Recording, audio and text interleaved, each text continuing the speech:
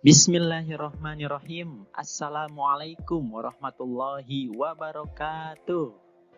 Hai adik-adik semuanya, bagaimana kabarnya hari ini? Semoga kita semuanya dalam keadaan sehat walafiat ya. Bismillahirrahmanirrahim. Rabbi zidni ilma warzuqni fahma. Amin.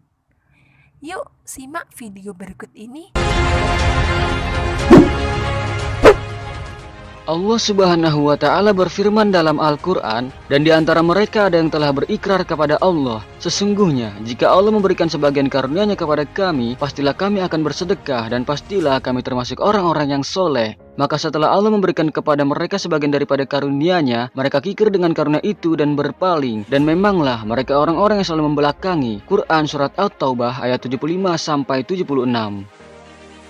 Diriwayatkan dari Abu Umamah Al-Bahili tentang sebab turunnya ayat ini bahwa pada mulanya Sa'labah bin Hatib Al-Ansari senantiasa pergi ke masjid Rasulullah di siang dan malamnya. Keningnya bagaikan lutut unta karena banyaknya bersujud di atas tanah dan batu-batu. Dan Sa'labah kala itu adalah seorang yang sangat miskin. Pada suatu hari selepas sholat berjamaah dengan Rasulullah dan para sahabat, Sa'labah langsung keluar masjid tanpa sibuk berdoa setelah sholatnya. Maka bertanyalah Nabi SAW kepadanya, "Kenapakah engkau melakukan perbuatan orang munafik?" Dengan tergesa-gesa keluar, Sa'labah menjawab, "Ya Rasulullah, aku keluar karena aku dan istriku hanya mempunyai satu kain saja, yaitu yang ada pada tubuhku ini. Aku sholat dengan kain ini, sedangkan istriku telanjang di rumah. Kemudian aku kembali kepadanya, lalu menukar kain ini. Barulah dia mengenakannya, lalu sholat dengannya. Maka doakanlah aku kepada Allah agar dia mengaruniai aku harta." Lalu Nabi SAW berkata, "Hai Sa'labah, sedikit yang kamu syukuri adalah lebih baik daripada banyak yang tak kuat kamu menanggungnya." Sesudah itu, Sa'labah datang lagi kepada beliau SAW dan berkata lagi, "Ya Rasulullah, berdoalah kepada Allah agar dia mengaruniakan harta kepadaku." Lalu Rasulullah berkata, "Tidakkah kamu memperoleh teladan yang baik pada Rasulullah? Demi Allah yang diriku ada dalam kekuasaannya, sekiranya aku menghendaki gunung-gunung berjalan bersamaku menjadi emas dan perak, maka mereka akan menurut." Di lain waktu sesudah itu, Sa'labah datang lagi kepada Rasulullah dan berkata, "Ya Rasulullah, berdoalah kepada Allah agar dia mengaruniakan harta kepadaku. Demi Allah yang telah mengutus engkau benar-benar sebagai seorang nabi. Sesungguhnya jika Allah Subhanahu wa Ta'ala mengaruniakan harta kepadaku, pastilah aku akan memberikan hak kepada setiap orang yang berhak menerimanya." Maka Nabi SAW berdoa seraya berkata, "Ya Allah, karuniakanlah harta kepada Sa'labah."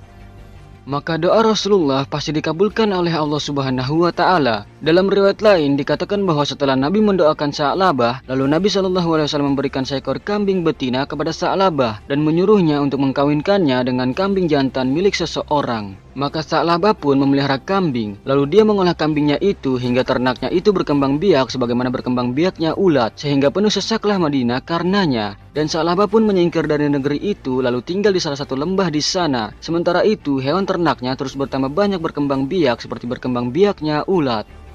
Dan saat itu Sa'labah masih sempat sholat zuhur dan asar bersama Rasulullah SAW. Sedangkan sholat-sholat lainnya dia lakukan di tengah kambing-kambingnya. Kemudian ternaknya itu pun semakin banyak dan kian berkembang, sehingga karenanya Sa'labah semakin jauh dari Madinah. Dan kini dia hanya bisa menghadiri sholat Jumat saja. Kemudian ternak itu semakin bertambah banyak lagi, sehingga Sa'labah pun semakin jauh pula. Dan akhirnya dia tidak lagi menghadiri sholat Jumat maupun sholat jamaah lainnya. Apabila tiba hari Jumat, dia keluar menemui orang-orang dan menanyakan berita-berita kepada mereka. Dan kini Sa'labah benar-benar telah jauh dari Rasulullah.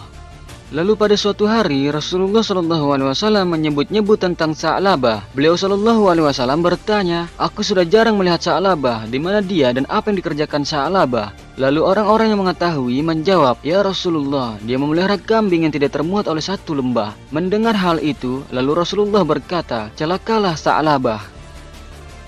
Dan Allah Subhanahu wa Ta'ala pun menurunkan ayat tentang zakat. Lalu Rasulullah menugaskan dua orang lelaki untuk memungut zakat. Orang-orang kala itu menyambut kedua petugas itu dengan zakat mereka masing-masing. Dan akhirnya sampailah kedua petugas itu kepada Sa'labah, lalu meminta zakat kepadanya dengan membacakan surat dari Rasulullah yang mencantumkan apa-apa yang wajib dikeluarkan. Namun Sa'labah tak sudi memberi zakat. Bahkan dia mengatakan, "Ini tak lain adalah jizyah atau sejenis jizyah. Pulanglah kalian sehingga aku dapat mempertimbangkan dan memikirkan dengan benar-benar."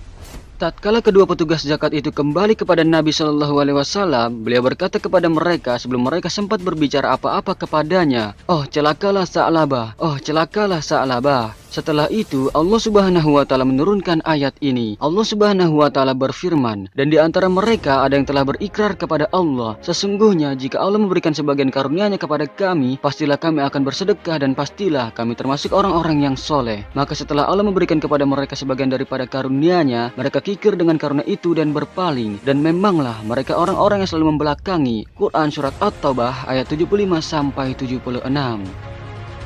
Sementara itu, di sisi Rasulullah ada seorang lelaki dari kerabat Sa'labah. Dia mendengar perkataan Rasulullah dan firman Allah yang disampaikan oleh Rasulullah. Lalu kerabat Sa'labah itu berangkat dan mendatangi Sa'labah dan berkata kepadanya, "Celakalah kamu, hai Sa'labah. Sesungguhnya Allah telah menurunkan ayat mengenai engkau begini dan begini." Setelah mendengar kabar dari kerabatnya, maka Sa'labah pun pergi mendatangi Nabi Shallallahu Alaihi Wasallam dengan menyerahkan zakat kepada beliau. Namun Nabi Shallallahu Alaihi Wasallam berkata, "Sesungguhnya Allah melarang aku menerima zakat darimu." Mendengar penolakan itu, kemudian Sa'labah menaburkan tanah ke atas kepalanya. Tetapi Nabi Shallallahu Alaihi Wasallam bahkan mengatakan, "Beginilah perbuatanmu. Sesungguhnya aku telah menyuruhmu, tetapi kamu tidak mematuhi aku." Maka pergilah Sa'labah dengan zakat yang ditolak oleh Rasulullah Shallallahu Alaihi Wasallam.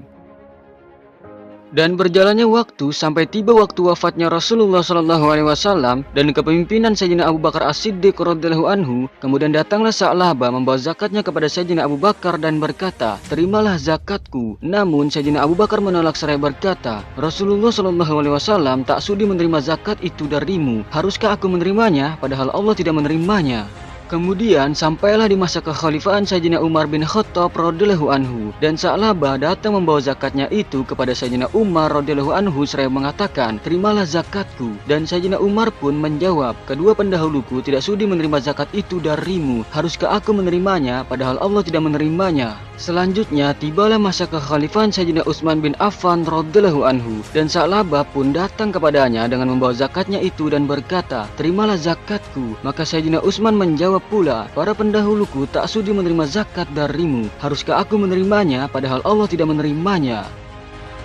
Sa'labah akhirnya meninggal dunia pada masa kekhalifahan Sayyidina Utsman bin Affan radhiyallahu anhu. Semua hukuman ini adalah akibat dari kekikiran, mencintai harta dan tak mau berzakat, dan juga oleh karena menyalahi janji itu merupakan sebab kemunafikan. Maka menyalahi janji itu pun dianggap sepertiga nifak, sebagaimana diisyaratkan bahwa tanda orang munafik itu ada 3, yaitu apabila berbicara dia berbohong, apabila berjanji dia mengingkari, dan apabila dipercaya dia berkhianat.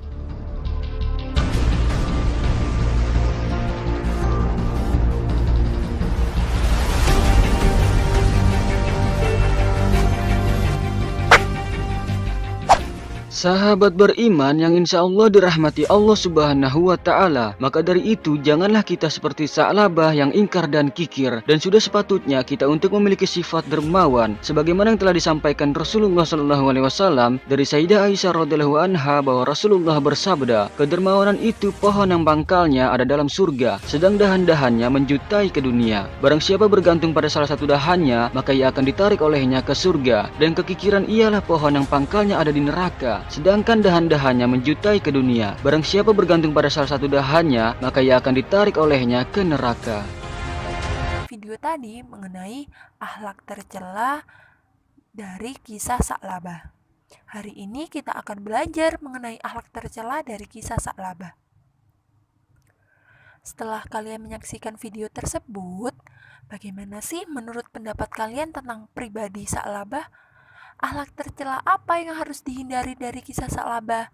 Dan bagaimana hikmah apa yang dapat kalian ambil dari kisah Sa'labah?